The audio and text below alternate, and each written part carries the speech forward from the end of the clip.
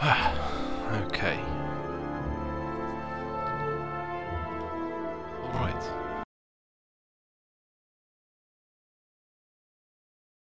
Ah. Okay. Should all be working. Sorry about the late start. I mostly do.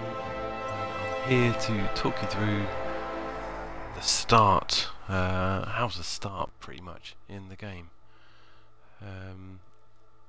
First things first, recommend that you do the training missions up here in the training menu. There's missions to do, basic flight training, yep, and the docking and travel training, well worth doing. The combat is worth having a go.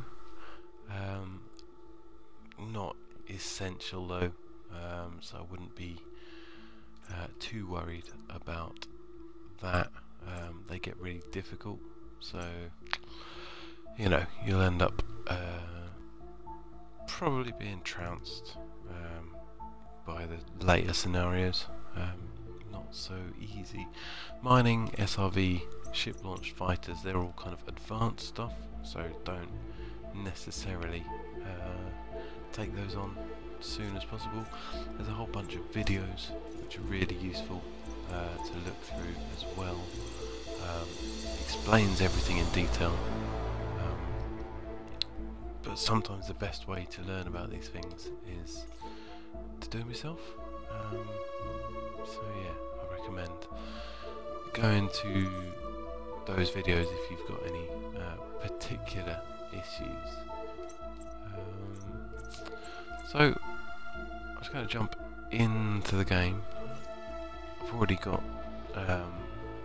you know, I'm established in the game here, but what I wanted to do today was set up in the basic ship, in the basic system where you will start, so you can see what there is to do, where there is to go, how to get there. Yeah, basically how to get out of that initial grind of initial position of not knowing what the hell's going on. So I'm going to play an open play. It's often recommended that you start in solo play because solo play is just you and NPCs. Open play is you and other humans playing. So yeah, and there's a tendency for ganking to happen, especially in the starter systems. So I'd recommend solo play, but just to give you a kind of broad experience of open, I'm going to stick it in open. So it's got to load up in my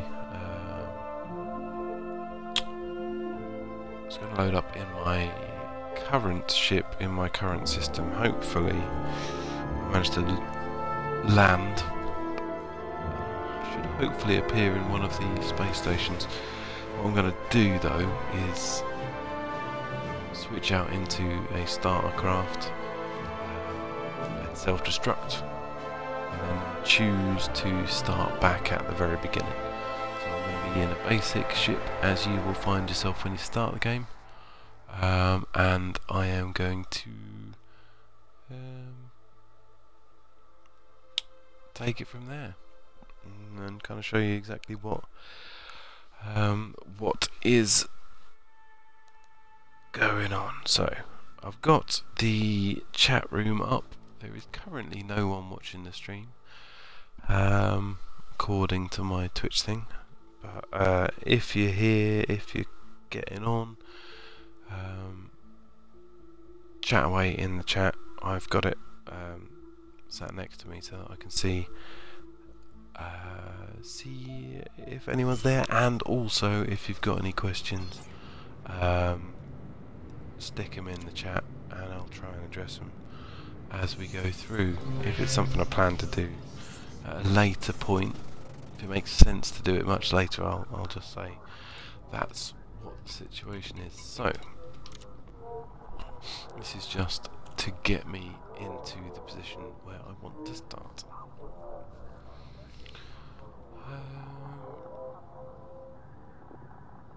Sometimes these menus are pretty slow. However, I've got a sidewinder stored. I'm going to jump into it. Ah, I got a viewer. You alright, mate? Spartan's in the chat now. Of my Xbox friends, currently playing Elite, Spartan 360 is by far the most experienced, has put the most hours into this game, and I'm aware that he's going to be doing some Twitch videos himself, so if you give him a follow on Twitch, he's, I think, Spartan 360, all one word, but the A's are 4s. Yeah, and I believe he's going to be doing some streaming too, so it'd be good to have his well. Good in the future to do some stuff together, because yeah, it's always good having experienced input from anywhere. So I am going to fly out of here and self-destruct.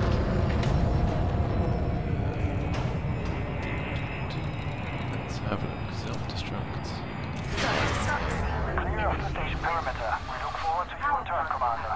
Exceeded. Shields offline. Warning. Taking heat damage. Self-destruct in 20 seconds. I can't look outside. Shame. Shame, shame, shame. 10 seconds. Warning. Temperature critical. 4. Module malfunction. 2. 1. Goodbye, Mr. Critical. Sidewinder. Eject. Eject. Warning. Taking heat damage.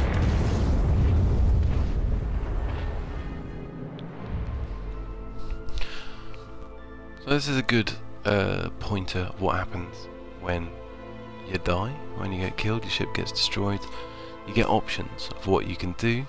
Now, one thing that's really easy to do is be so annoyed that you got killed, you just want to click through and get back to your ship. However, still, God knows why they haven't changed it, but the first option that comes up on here is to choose a free sidewinder back at the beginning station in the beginning system. What you want to be doing, if you've got anything worth keeping, is not clicking on this button, but just kind of scrolling down to the bottom and confirming. Essentially changing nothing. You get exactly the same ship that you had, and you pay a bit of money for insurance, but you're back in the last place that you docked, in your last ship. I don't know how many people I've seen on forums and that kind of stuff that accidentally ticked free sidewinder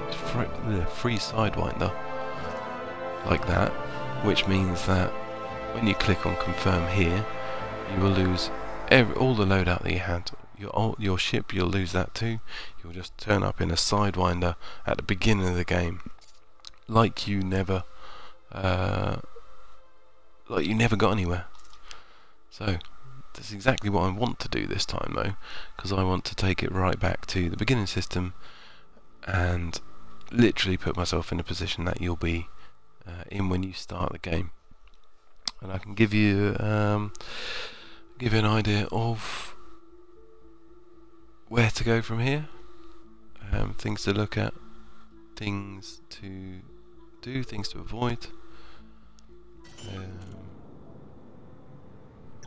So here we go. This is a view that you're going to get used to seeing quite often.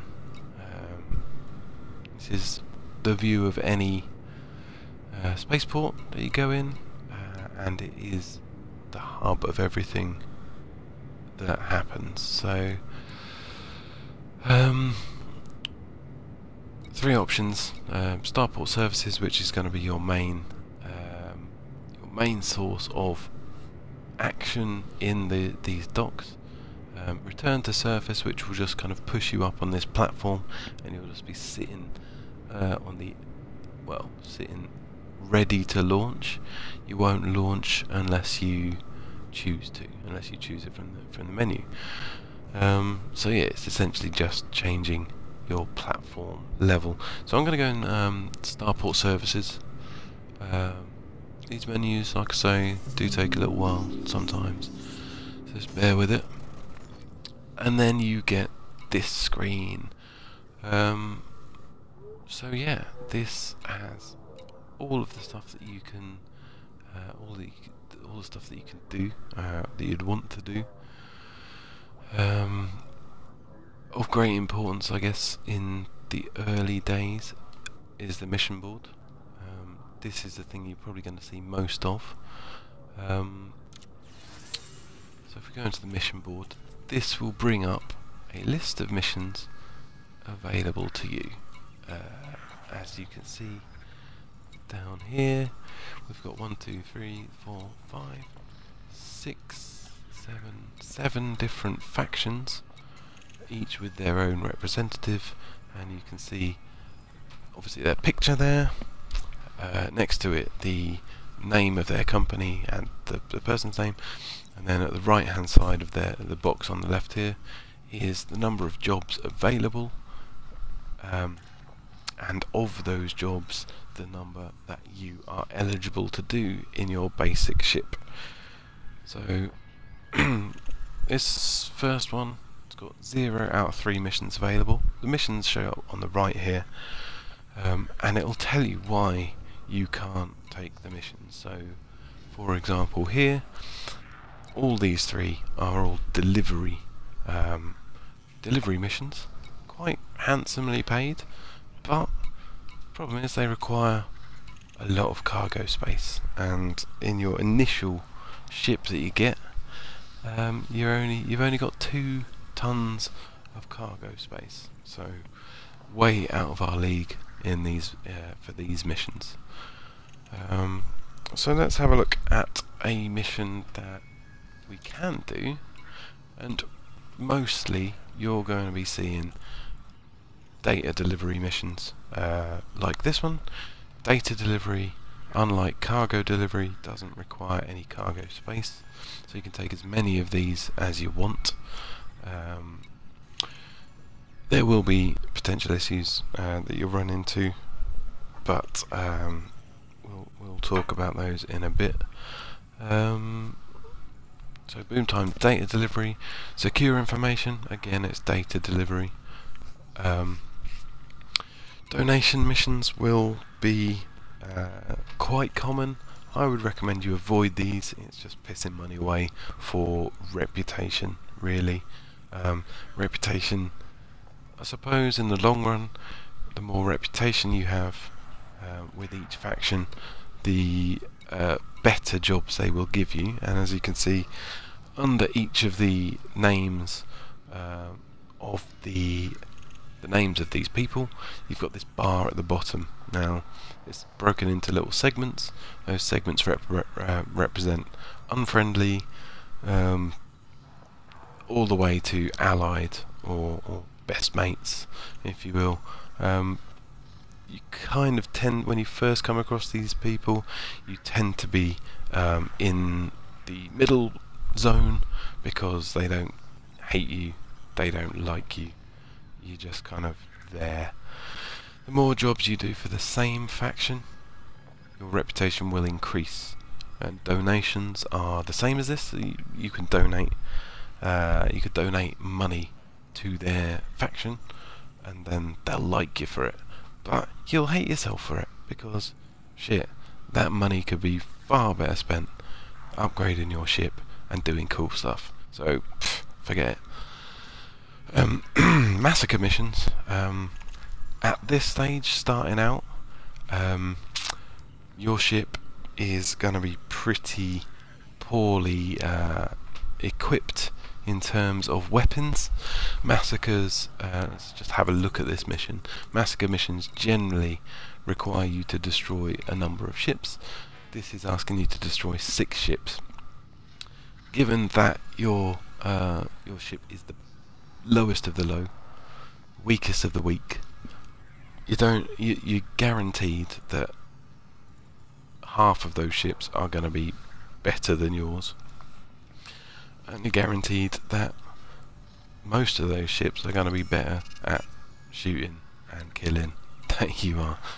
So yeah, I would avoid those. So let's have a look further down the list. We've got an assassination. Again, good payout. This one here, as you can see, on each of the delivery missions or each of the assassination missions, it tells you where you're going to need to go to do this mission. So in this case here, the destination is the Potriti system, which is 7.47 light years away. So it would require you to go to that system, track down this Bonzus Ringii, that's a great name, track this person down and kill him. Great payout, 116,000, not to be sniffed at, but like I say, you probably need specific tools to be able to hunt this guy down, specific modules on your ship to be able to facilitate that. Excuse me. And you won't have the money to buy those yet. The big difference is going to be with me in this session today is that I will have cash, and that will be useful for me to be able to kind of demonstrate what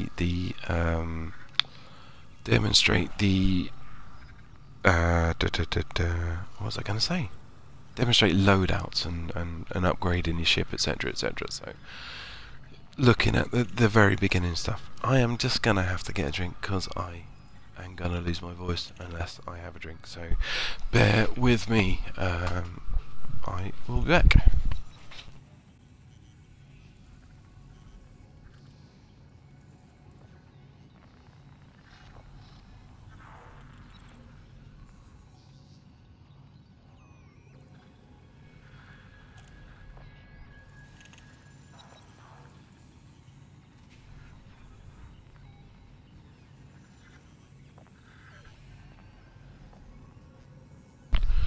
Better. Right. So,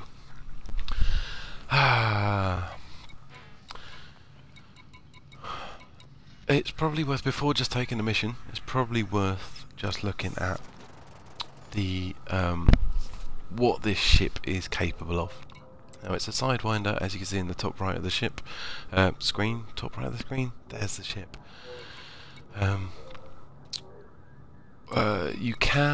The livery section is literally for cosmetic improvements to your ship. These are all, not all, mostly paid for items. You can buy paint jobs, you can buy ship kits as well, which are like Boy Racer, spoilers and the like.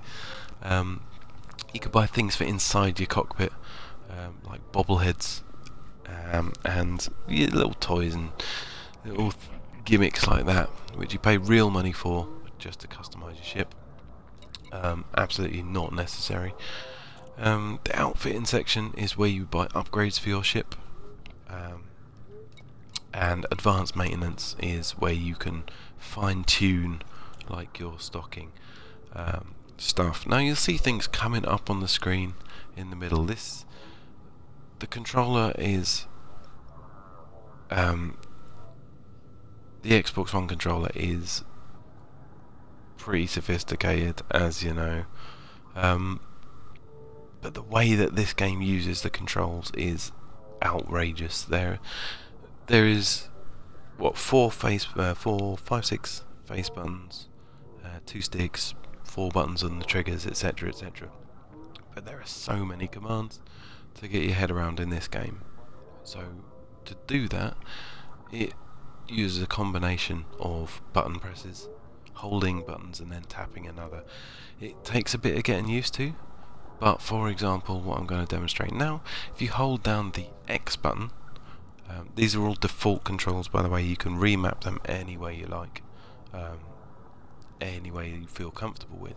But I'm holding down the X button here, and you can see this one is essentially my panels control. So you then use the D-pad to essentially move your head around the system. So if I move it to the left, I'll look to the left at this panel here.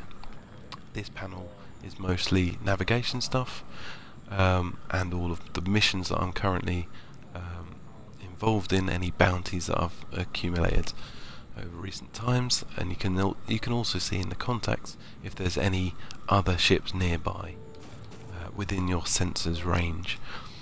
This is very useful to pick out systems you want to jump to. Bear in mind the locations in here. You can see the little icons next to it. This little star here is the main star of the system. The main star of the system will always be the top of this list. Everything else below that is kind of close. Is within the system. Anything with this kind of icon here is within the system, and the distance is shown on the right. So all of these different items or different locations down to this point here are all within the same system. I can demonstrate this by coming out of this panel and holding down the Y button. The Y button is kind of your navigation slash kind of motion over distance, I guess. So if I can tap left, and I'll go to the galaxy map, which is looking at the entirety of the galaxy. If I tap right, I'll go to the system map. The system map is literally just what is in the current system. Now, conceptually within the game, there are 3 types of travel. Excuse me. So this is the system. Just to give you an idea of how big it is, there are 2 stars. There's the main LHS 3447 and Gliese, whatever that says.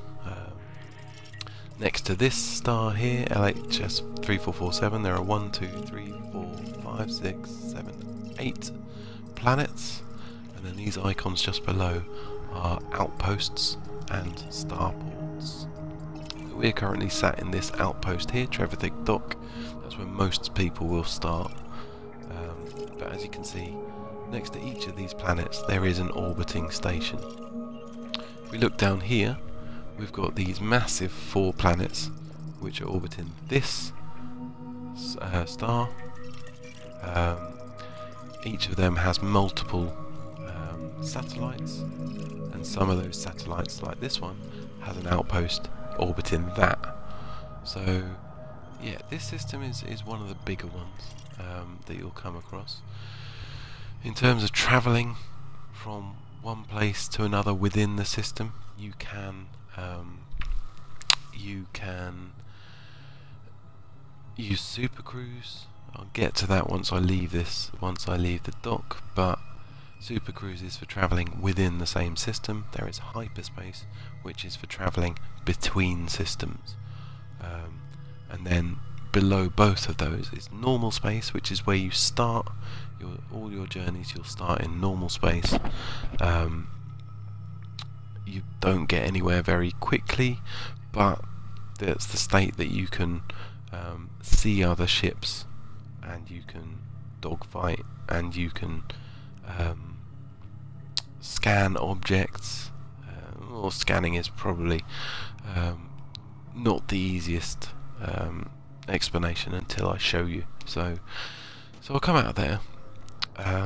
If I have a look at the galaxy map as well, because there is one point I want to raise, I will probably at some point flippantly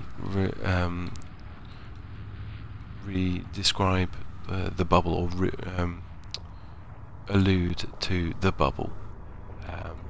When I'm talking about the bubble, I'm talking about a specific area of space. Now, this galaxy map automatically pops up and shows you exactly where you are. You can, on this galaxy map, you can rotate the map around. You can have a good look around in your local area. You can use the left and right trigger to zoom in and out. That's as far as I can go in. This is as far as I can go out. So this is essentially the entire Milky Way. I will refer to the bubble, and that is basically this area of space. So it's the area of space that has political influence. So as you can see, very bubbly. All these different colours are different powers, and they control various regions of space. You can see all of those white icons. Those are, I believe, where there's expansion happening. But yeah, essentially, this is the area of inhabited space within the galaxy. You zoom out a bit, and it becomes rather insignificant. But the reason I point this out is that for the most part of this game, certainly at the beginning, you are going to be spending your time not just in and around this area, but kind of in and around, I would say, probably this area. So the game is massive. There is a massive scope to it. The size of it can put a lot of people off, but it's truly an accomplishment. So anyway, that is that, and I will get back to this screen very soon, because I'm going to choose a mission, because I'm not really getting very far at all. Since I've been talking, the mission board has refreshed, so I've now actually got some available missions for these guys. So, boom, data delivery. So I want to choose a place that I'm going to be able to travel to. If we have a look by holding the X button and right, I'll look at the right hand panel. This has got all the kind of data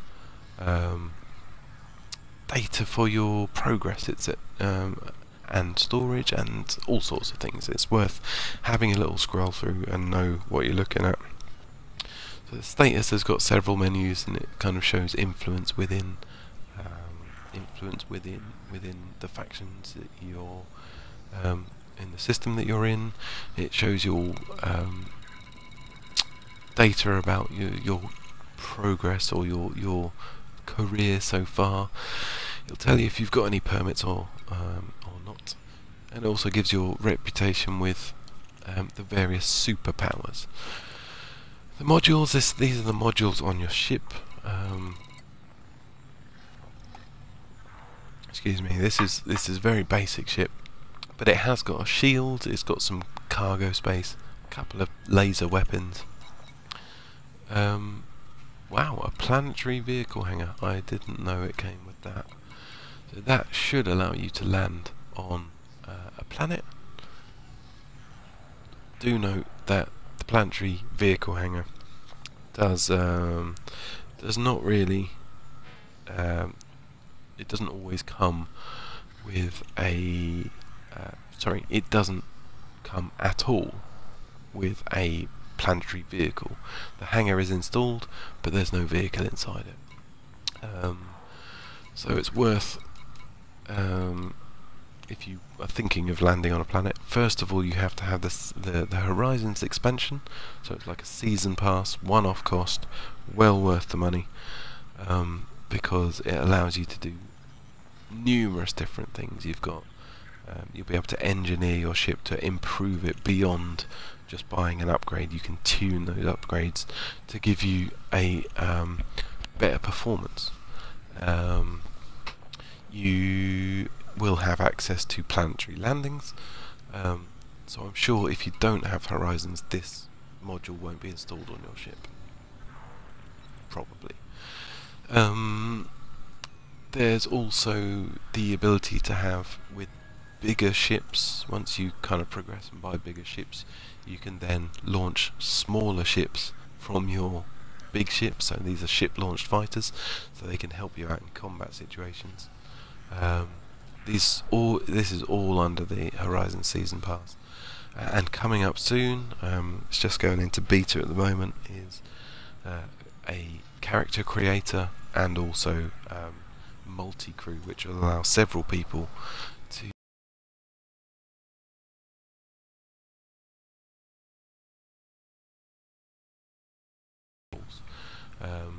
sounds very interesting.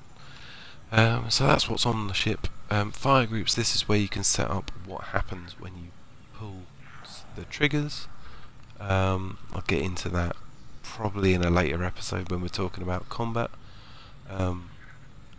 Maybe later on, depends if we have time. Inventory, this will show you what cargo you have, what materials you've picked up along the way, any data that you might have come across. There's a menu here for synthesis.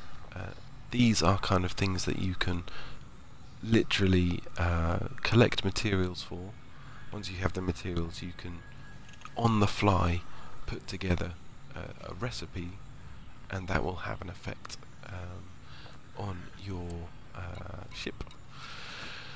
And then functions, which is just kind of a list of what is happening, literally looking at your ship. I wanted to come into this panel to look at this functions panel, and as you can see just on the left under the picture of the ship is a very important bit of information, which is my jump range. Now this jump range is how far I can go from one point to another. So I talked about hyperspace. You make a hyperspace jump between systems. So I can only go 6.02 light years, which in the grand scheme of things isn't very far. If we have a look at the galaxy map again and see, quite handily the galaxy map gives you a visual representation of, oh, I thought it did, of how far you can jump to, where you can jump to. Let's have a look. I might have to change my filter. Oh, that didn't do it. Bear with me. Maybe if I have a look at economy. No, that doesn't seem to be working either. Okay, well, as you can see here, I'm able to filter the map by different categories. Mojo are in the chat. Good to see you. So yeah, I can filter by different categories here. So I've got here the star class. So this different colours of these stars are different types of stars. Not really important at the very beginning, but we'll get onto it in a bit because it's going to be part of my recommendations soon. So if we have a look, problem is I've got the jump range, as I say, of 6.02 light years. See that under the ship there. If I look at these, where I've got to deliver these missions to, they're all bigger than my current jump range. So one thing you've got to consider is how you're going to be able to get to your mission. I am going to take this top one. It's not a massive payout, but it's relatively close by. So you go on. It warns me that hostile ships may be sent against me, which is worth taking note of. Most deliveries, most things that you take on at this level will have some effect, as in people will be sent after you. So knowing some defensive or evasive maneuvers are worthwhile. I will show you those as and when we go. So on this you can choose to take the mission, it's actually hidden behind my Twitch counter here, so I'm assuming that that is decline, that is accept, and that is open galaxy map. I'm just going to go onto the galaxy map from this menu. It's really useful to be able to do this because it will then highlight where your target is, where your destination is. You can see with that blue arrow, that's where I am currently, and this is where I need to travel to. So it's not far in the grand scheme of things, but if I selected this directly, I wouldn't be able to make the jump because it's too far away. So what I need to do is I need to plot a route using this route plotter. Now it said route plotting failed because I literally cannot jump to any system. I can't jump to any system with the jump range I have, which is a bit shitty. It's also worth knowing actually, in the galaxy map, if you press X, it toggles your cursor. So your left stick will go around on this plane in 4 directions. If you press the X button, then you can go vertically, and also left and right. So it goes up and down, left and right, instead of just left, right, forwards and backwards. Took me ages to work that out, and I'm not going to lie, I almost gave up because of it. Worth knowing. Fuck me, my voice. Sorry about my voice. Anyway, so I can't. I'm now actually thinking, what the fuck am I supposed to do? I'm not going to take that mission now because I can't get there. I don't want to do a donation mission. Fuck that. So I think what I'm actually going to have to do, and this is pretty shit, I'm actually going to have to hack chunks off my ship to try and increase my jump range. So this would probably be your only option. Mark, if you can think, Spartan, if you can think of anything, just in the chat. But this just seems to be a bit shit. No wonder people get hacked off with it, because Jesus. Because yeah, it's impossible to get anywhere. Maybe it's not. I don't know. Maybe I'm being an idiot. Maybe. Anyway, if anyone can let me know in the chat if this has happened to them in the past, because yeah, that would be well annoying. And this is definitely a stock Sidewinder, which I spawned into because I self-destructed. I am going to get rid of my planetary landing. I'm going to get rid of my planetary landing suite. Let's go into it, sell it, sell. So I should have an empty compartment there, which means my jump range has gone up to a more healthy 7.25.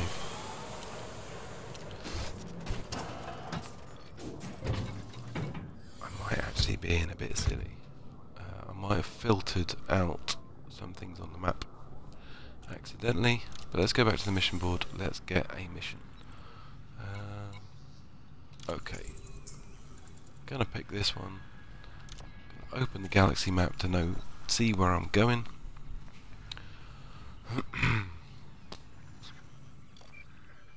Obviously, if you've just started, there'll be no filters on the galaxy map.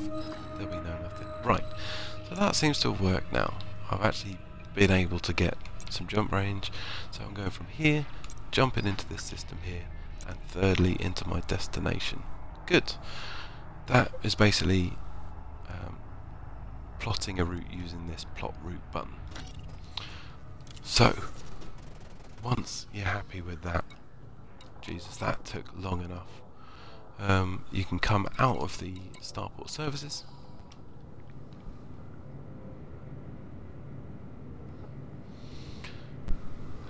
And click on launch. Now, having done the taking off and landing, tutorial, you should be at least aware of the kind of steps it takes to take off and land. Essentially, once you get raised up onto the platform, it gives you 5 minutes to evacuate. I'm just going to lift off, make sure I completely clear the station, because it's obviously got this big tower here, and then I will accelerate away. Now, one of the big things here is your landing gear. The B button, I mentioned the X button is kind of your look around the cockpit. The B button, if you hold it down, does all kind of ship type things, so you can switch your lights on, do your landing gear, your cargo scoop, and you can also go into this kind of third person ship view. The controls of it are horrible, so yeah, don't really recommend messing around with that too much. So now when I'm looking around my ship, I'm going to use the free look, and I'm going to point at what I'm looking at, put it in the centre of the screen. So if we have a look, this is your radar. Here, all these little blips on it are either ships or the station that you land at. And the white ones are objects, which are not really relevant. This is the state of your ship, so that is my ship there. It moves when I move my ship, which is nice. The 3 rings around it are my shields, so I've currently got full shields. This here, the little round reticule, which also has that dot rolling around it as I roll around my controller. This is your located physical target. As you can see, as I roll my ship around, you can see it directly in front, here. And that's where I want to go. That is the next stop on my route. To the right over here, those 3 bar graphs are the power that's going to my shields, my engine, and my weapons, respectively. You can use the D-pad to kind of assign more power to each of them. So I'm going to put more power to shields, more power to weapons, more power to engines. Pressing down on the D-pad gives just resets back to everything equal. So I'm going to use hold B. Landing gear.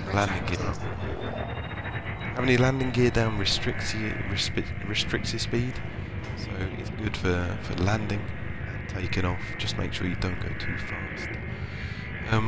But yeah, I'm going to make the jump to this next system. To do that, I'm going to engage the hyperdrive, which is the Y button. I've already checked that I can make the jump. So it's going to charge up and it's going to jump me in. As soon, so let's just literally tap in the Y button. As soon as you go through the animation, the system facing the primary star of the next system. You want to kind of steer away from it, because otherwise you'll crash and it'll be the shortest game. So yeah, just wait for them to load in.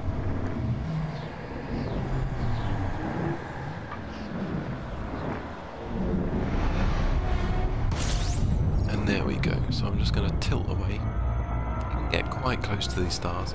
You can see the exclusion zone, which is that kind of circle just around it. So into that, I'm going to start taking heat damage. I'm going to start crisping up, and my ship's going to lose power. Well, it's going to lose integrity, and I will probably just die. Just down the either side of the radar, on the right hand side here, that's my throttle.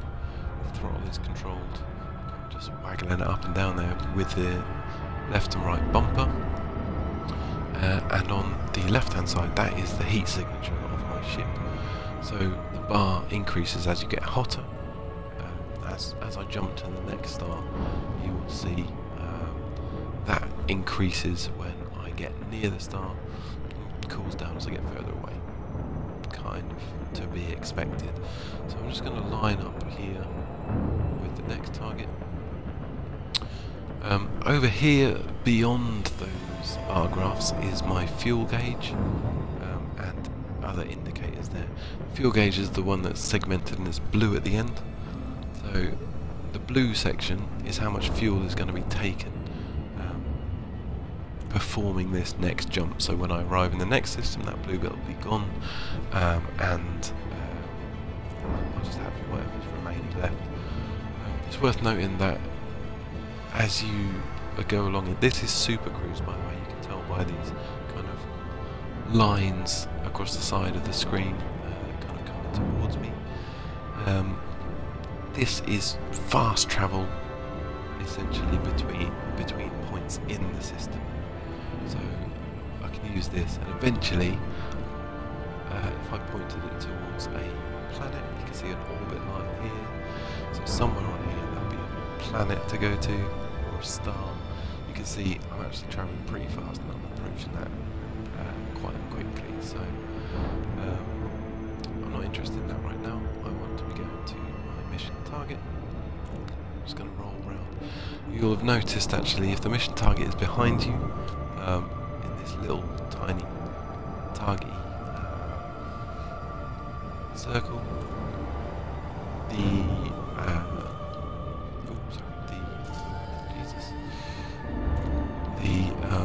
target is behind me. It's a hollow circle. If I spin around 180 degrees, I will be facing my target. So that's kind of useful to know. So I'm just going to jump here again. So this should be my second and final jump. If I have a look at the left panel, actually I've just cancelled that jump.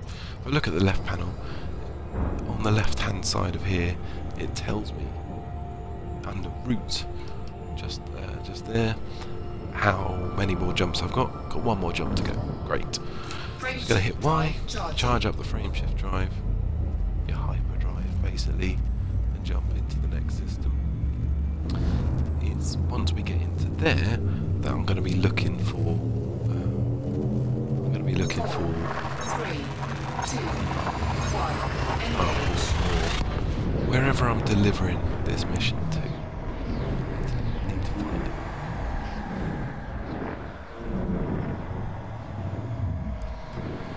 So again, we'll wait for that to load in.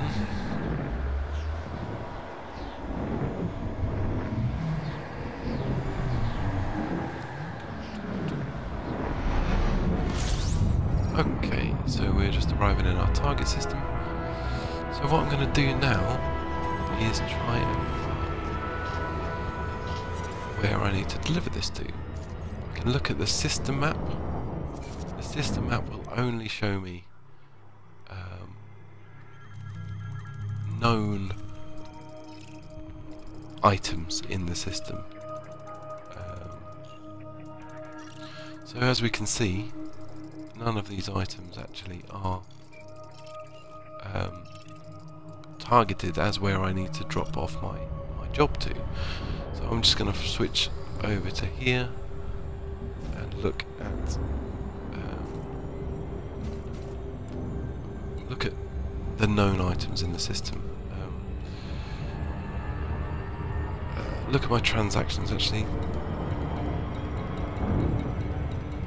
Oh, you know what? I'm an idiot. I never took the fucking job. I suck balls. Right. Okay. Yeah. I'm going to land at the nearest place and actually pick up a job, you fucking retard. Christ.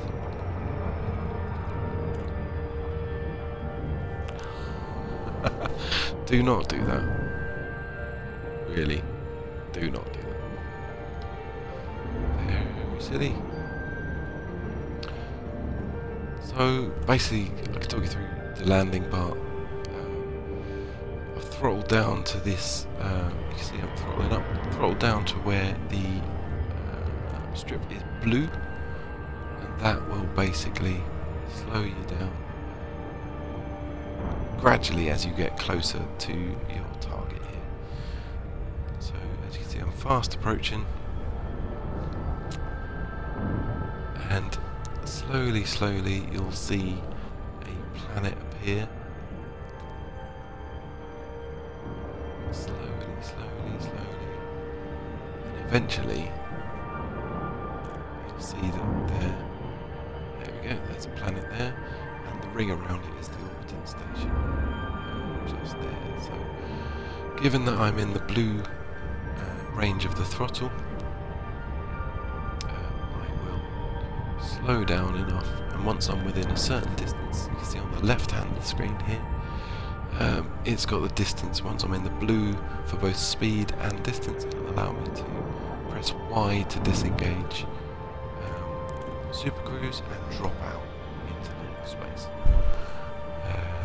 So there, safe disengage ready, press Y and you'll drop out into the local vicinity of this station.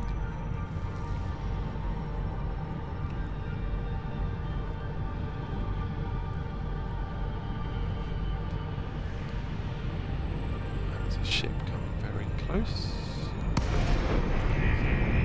Okay, with the ship landing tutorial, you'll know that you've got to go to your contacts tab, left panel here, to request docking. You can only do that once you're within 7.5 kilometers. And within that, so I'm just going to request Docking request granted. and I have been granted. It's worth seeing landing spot will appear straight away as soon as you're granted landing permission. From a distance you'll see it as a little orange glow. So I can see that's what I'm heading towards. Speed wise, I'm just going to speed up, just try and speed up this process. Get a boost as well. So press B to boost.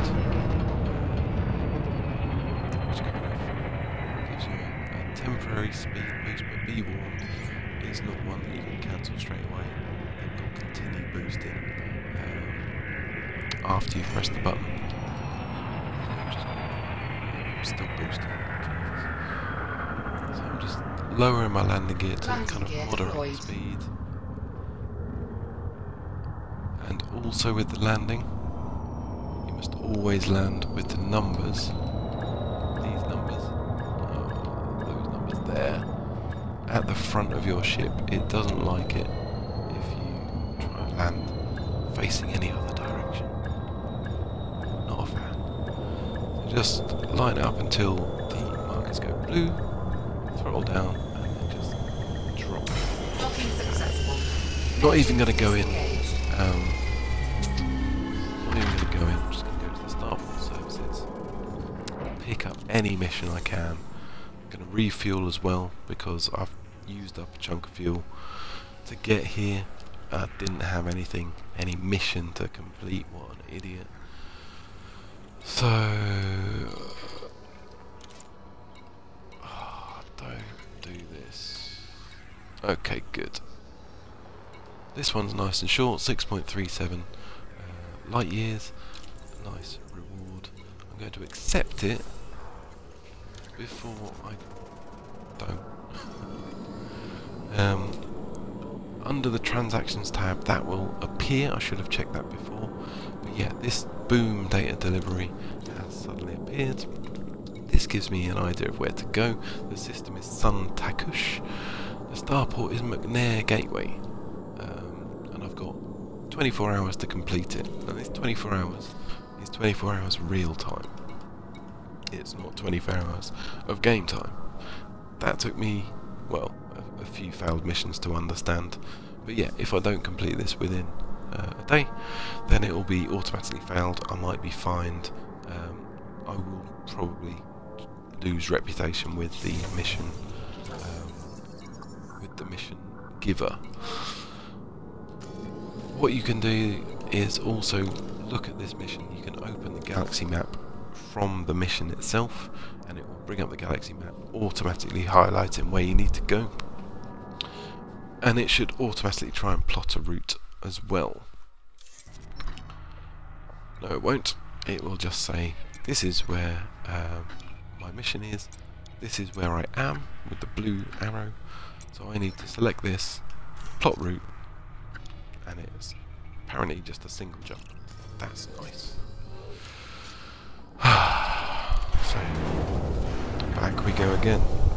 Again, this mission says it might ships sent after me, so I need to be aware what happens when they come after me. Landing gear retracted. Just making things a little bit quicker. Just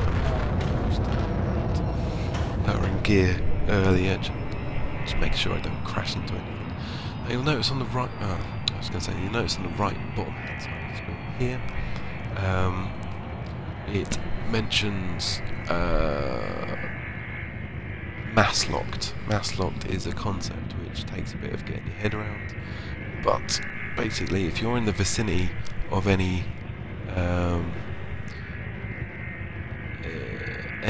large objects, planets, other ships in some cases, then they will prevent you from jumping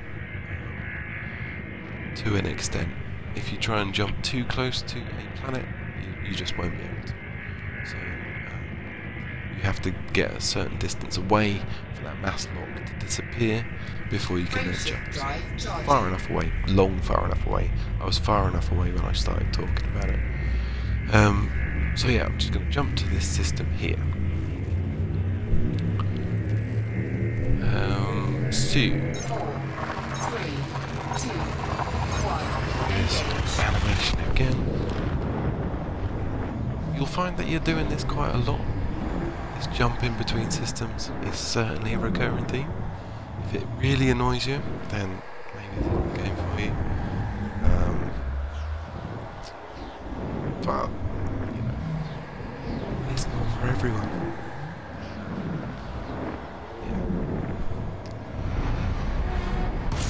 So luckily, this one jump job should be nice and easy.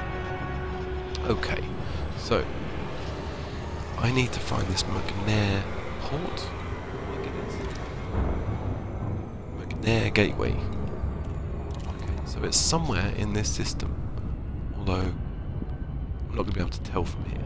If I go onto my navigation panel on the left here and look down the list of known bodies, for most inhabited systems, it's kind of like a commonly known fact about what is there and where everything is. Some of the outlying systems that are kind of a little bit further away from the centre of the bubble, or big populated areas of the bubble, will have you'll have to either scan the navigation beacon, the nav beacon, or you'll have to use a discovery scanner, which is one of the modules I'll talk about once I've landed, that you can buy and use. So I'm half expecting someone to kind of pop up behind me and try and pull me out of Super Cruise, because it says that hostile ships will be sent against me. It doesn't always happen, but when it does, I will demonstrate how easy it is to get away from. So just approaching my target. So I looked at the navigation, the one with the orange icon. My McNair gateway is the one I need to go to, and I locked my destination to that. So now I'm approaching it, getting close, throttle in the blue, always throttle in the blue, certainly when you're starting out, otherwise you'll overshoot and it'll become a massive mockery of trying to get to the target, because you'll just swing by one way, swing by the other way, and you'll get sick of it. Excuse me. So again, once I'm within distance and speed ratings, parameters, when those are both blue on the left hand side here, I'll be able to drop out of Super Cruise and into normal space to be able to land and hand in this mission. So yeah, it's generally speaking 1 megameter. but this proved me wrong instantly. 4. Well done. I'm going to get another drink just quickly when I land. I guess I'm not used to talking as much. Oh, what's... Oh, this is fucked up. Okay. So... that was...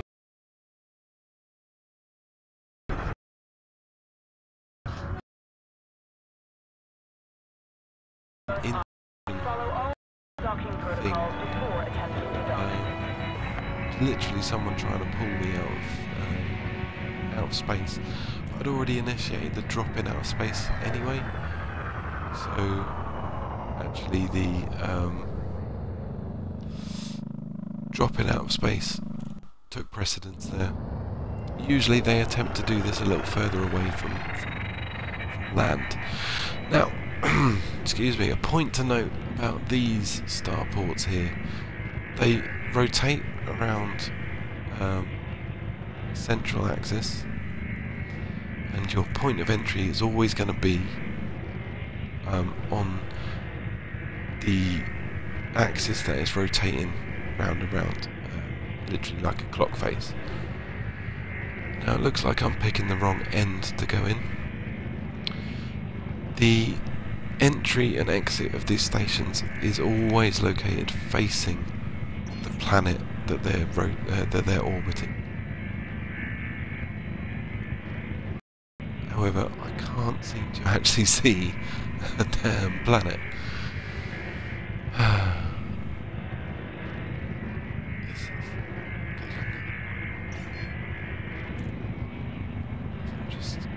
Just using the right stick to toggle between the free look and my usual ship controls. So as you can see, it's quietly rotating around. Yeah, so one of the best tactics for getting into these big ship ports is try and get your line when you're flying in to drop out of supercruise.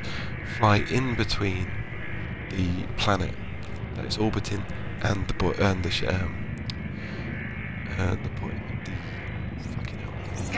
shipyard itself, and then face the shipyard and drop out. You should pretty much be coming face on most of the time.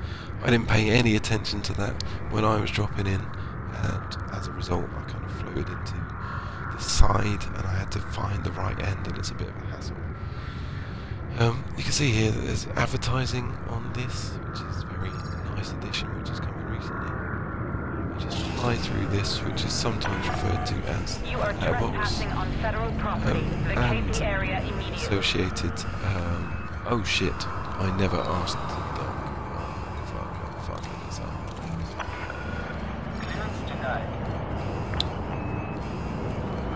I'm really not doing very well. I've got to get out, otherwise the ship is going to shoot me.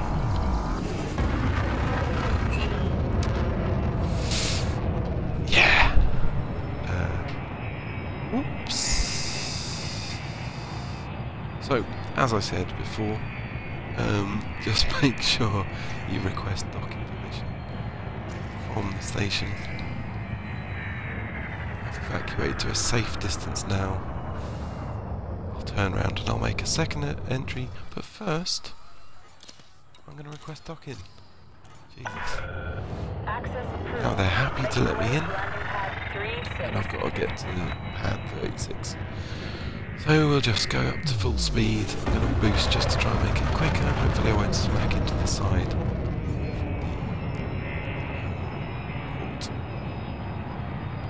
Okay, slow down a bit. Through here.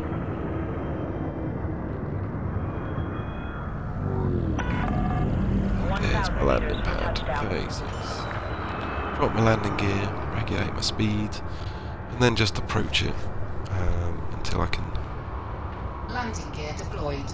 I can drop into the pad here. One thing I'll want to do once I do land, overshot, just reverse up, plop down. One thing I will want to do is pay off the fine once I'm here.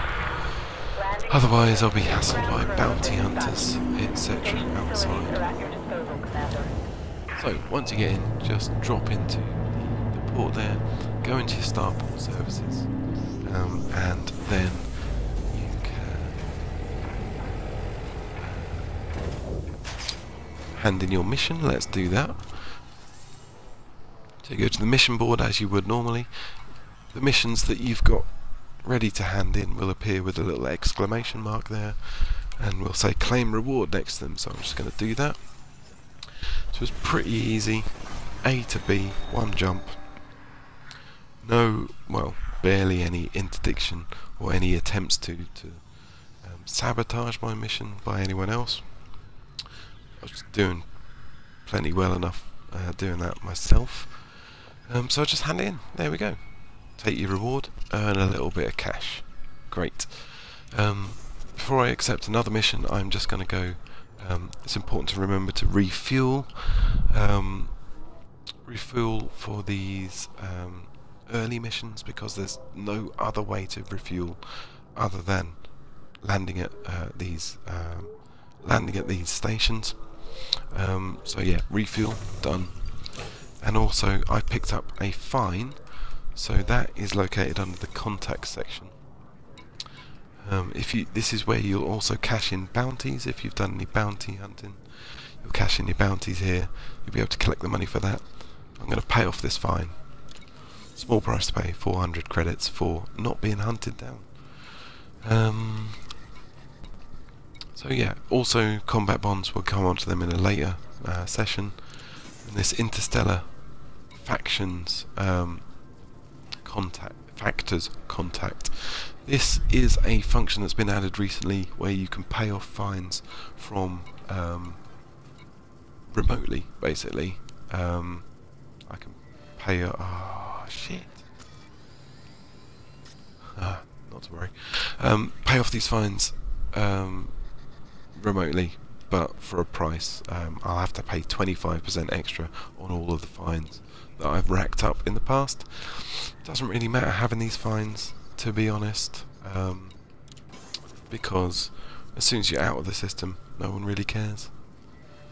Fines, bounties, people care. Bounties, people will be able to come after you to claim those bounties even if you're not in the same system. But fines, I don't even get the point of paying them off. Anyway, so I'm going to get a drink, so bear with me for another little while. Then I'm going to have a look at other missions we can take.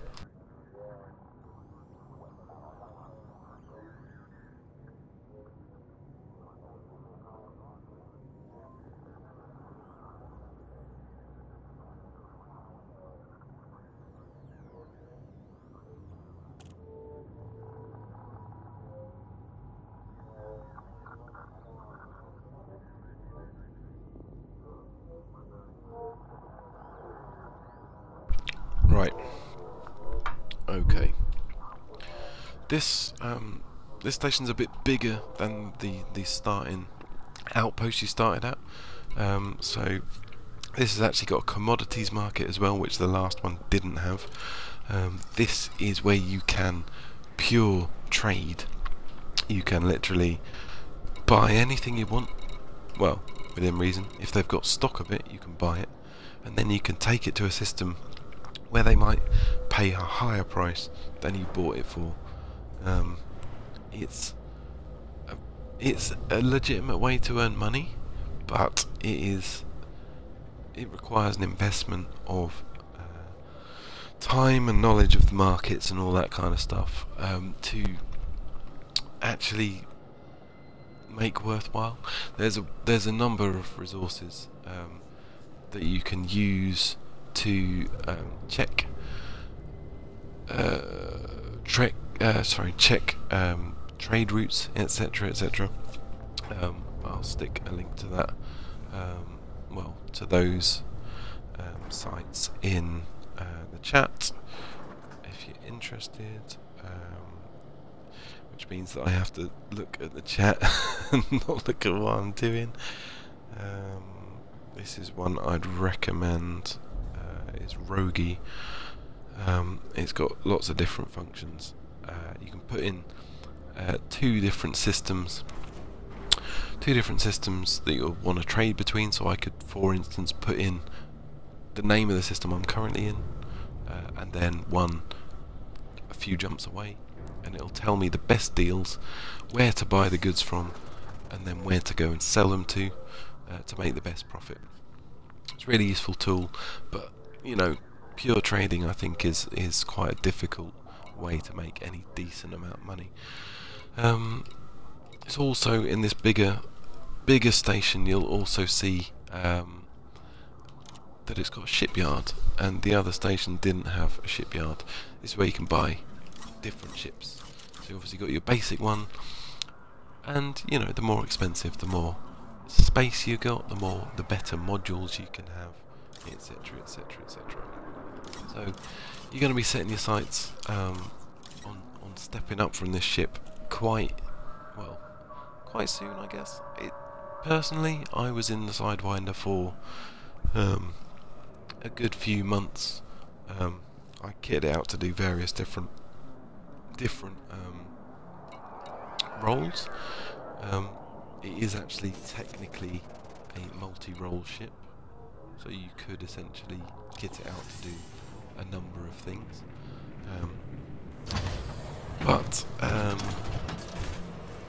Yeah, because of its size, because of its the versatility is not massive. So this is the outfitting menu. So this is where you can make changes to your ship to actually get it performing a bit better. So do them kind of trade missions, the data delivery missions. Pick them up, take them over, couple of jumps usually. Take your money, save it up, and then you can either upgrade your ship, the current ship that you have here, or you could invest in a different ship. Different ships have different strengths and weaknesses. There's quite a lot of information about them on Reddit forums, and you know, a lot of different areas. The Frontier forums, developers of this game, Frontier, their forums are quite good. But yeah, and obviously the guys in the Mojo community that play will be able to advise if you've got any questions about strengths and weaknesses of ships. Obviously people have seen the Discord Elite Dangerous page. Most people have probably muted it because it pings quite a lot. But yeah, that's definitely the best place to ask for advice. So looking at this, hardpoints are your weapons. There are different sizes of hardpoint. Size 1, you can see the slot has a number next to it. That is the size of the hardpoint that you're able to outfit. So here we've got two size 1 hardpoints. If we go in and browse the shop, I don't know what stock this place has got, but this seems to have quite an array of different weapons. Again, weapons, strengths and weaknesses of each, broadly categorized into 2 categories. So there's energy weapons, which is your lasers, and then there's thermal weapons, which are energy weapons or lasers, and then there's kinetic weapons, which are your ballistics, basically. So yeah, they will. The thermal weapons tend to be much better against shields, dropping shields down, and the kinetic weapons are much better against hull. So it's usually worth in combat to have a balance of the two. In terms of the Sidewinder, because you've only got 2 hard points, I would probably run one laser and one multi-cannon or similar, just to give you the kind of attrition of the shields first, and then go in the hull. The thermal weapons will do hull damage.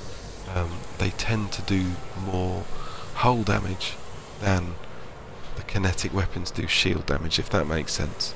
They tend to be the best all-rounders are the laser weapons, really. So, excuse me. So yeah, that's worth bearing in mind. A lot of these also have limited ammo. For example, the cannons tend to be kind of, I guess, like your shotgun or maybe a rocket launcher. So they do big damage, but they take ages to reload, and there's very limited ammo for it. So you need to make sure that your aim is on. Multi-cannons tend to be more machine gun, spray and pray type efforts. Similar with burst lasers, they use, well, burst lasers use small amounts of power. Sorry, Bolo's just said in the chat, what about explosives? I think they got a buff recently. To be honest, I haven't had much experience in terms of explosives, so things like mines and missiles, torpedoes. Actually, yeah, there's quite a lot of them, isn't there? Look, explosives. I was kind of ignoring them because I don't really have much experience with them. But yeah, valid point. Definitely, missiles and torpedoes I've seen in combat situations, and they are pretty devastating. But certainly in terms of, certainly looking at the beginner player, I'm only getting one message at a time, Bolo. On mine, I think it's just on yours. But yeah, sorry. Certainly the beginner player looking to load out their Sidewinder or their Viper or Cobra may not have the space to afford torpedoes and missiles. It's just my viewpoint, though. I guess you could experiment with them, see what works for you.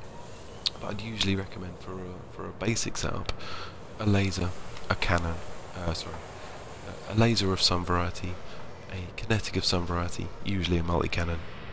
That kind of can give you the best of both worlds. Utility mounts, these come as standard empty, but these you can pick up things. You can have shield boosters, which will automatically kind of bolster your shields when they get knocked down a bit. They take up quite a lot of energy, so they're quite a luxury to have. Chaff launchers will throw anyone with auto aim, basically, off of your scent. It throws out chaff as chaff does. Heat sink launchers basically will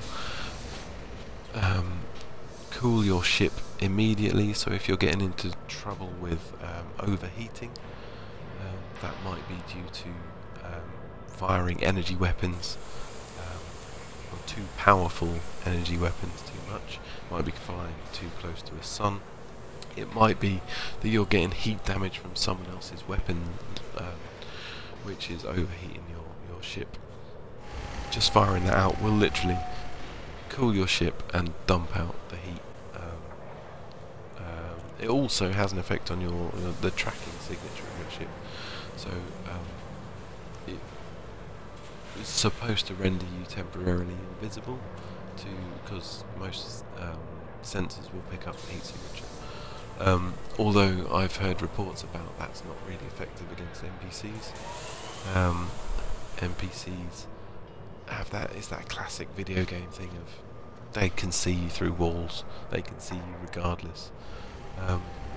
Doesn't mean they'll kill you, but it's just the mechanic, I think, is a little bit broken in that respect. Kill warrant scanners, very useful for bounty hunting. Essentially, you can use this to scan a ship to see whether they have bounties in any other systems. If you scan a ship in normal space or hyperspace, no, sorry, or super cruise, in fact, you'll get some basic information about them, whether they're wanted, what their name is, how good they are at combat, all of those things. But the wanted will only refer to that current system that you're in. If you use a kill warrant scanner and you scan them using that, then it will show up their bounties in other systems as well. So basically, you get more money for killing them. Manifest scanner will scan cargo hold if you want to pirate them, so you can tell what's in their holds before you attack them, see whether it's worth it.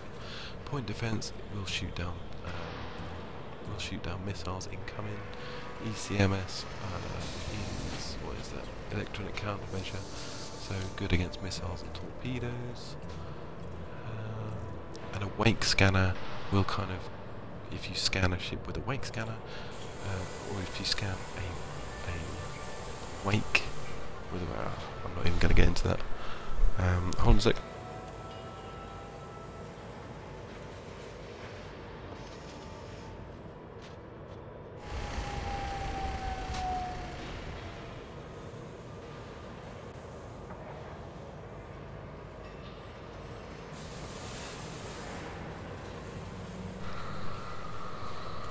Sorry about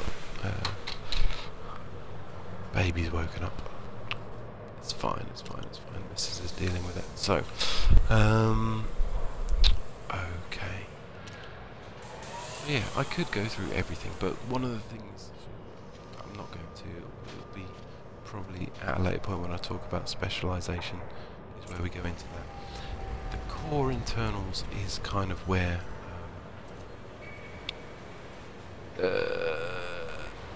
oh, okay. Bolo's mentioned in the chat here again. Scanning wakes gives you important parts for engineering FSD drives with the engineers. Engineers, long way in the future, I think. For this is kind of basically just talking through the beginners kind of aspect of things. But yeah, it's definitely right. If you get to engineering your certain parts of your ship, particularly the frame shift drive, which is the thing that enables you to jump from system to system and kind of extends that distance. That is definitely the one of the harder to find items to actually get those parts engineered. So one of the things that you're going to want to do pretty soon, one of the things you want to upgrade is your frame shift drive. We have a look in the shop here. You've automatically got like the lowest performance one in your ship. This is actually quite a well-stocked shipyard here. It's actually got all of the different grades of size 2 frame shift drive, which is quite rare actually. You tend to find if there's something you want, without looking at internet resources, you can find you looking around for it for a long time before the right thing turns up. But yeah, I mentioned the numbers. I didn't mention the letters. The letters are actually so the numbers is the size of the slot. The bigger the slot, the better the performance generally. Yeah. So if we had, you can install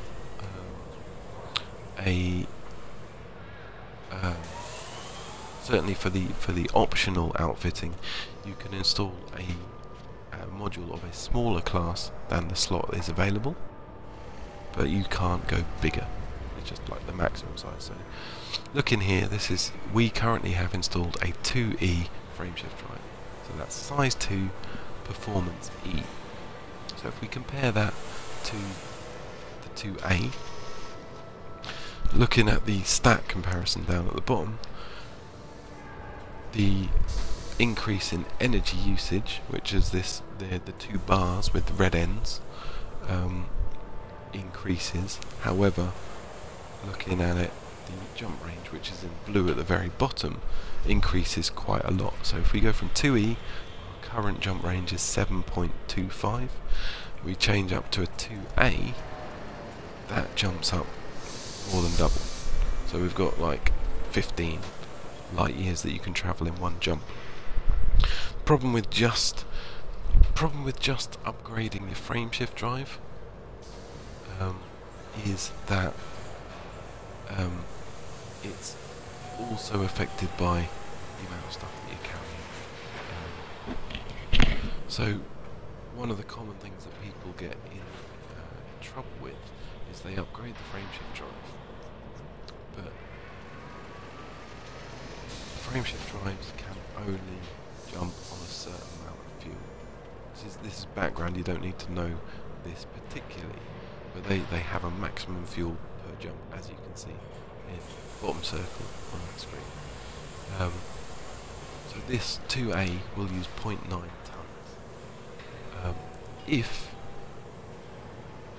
you are carrying too much cargo, which increases the amount of fuel that you need to use per jump, sometimes you'll find that you're increasing. Oh no, hang on. If you get too much cargo space, you don't upgrade your frameshift drive. That's right. If you don't upgrade your frameshift drive, your ship won't be able to manage it, and you'll find that you can't jump a distance that was fine before you loaded up on cargo. I hope that's clear. Didn't really explain that particularly well, but yeah. So there is kind of an order on what to upgrade. Generally speaking, though, E is the worst performing. C is altogether better. D is lighter. D is always the lightest of the options. B is the heaviest of the options. Sorry, I'm just getting bangs from upstairs. B is the heaviest of the options, which has an effect on your weight. And A is the best performing. So, okay.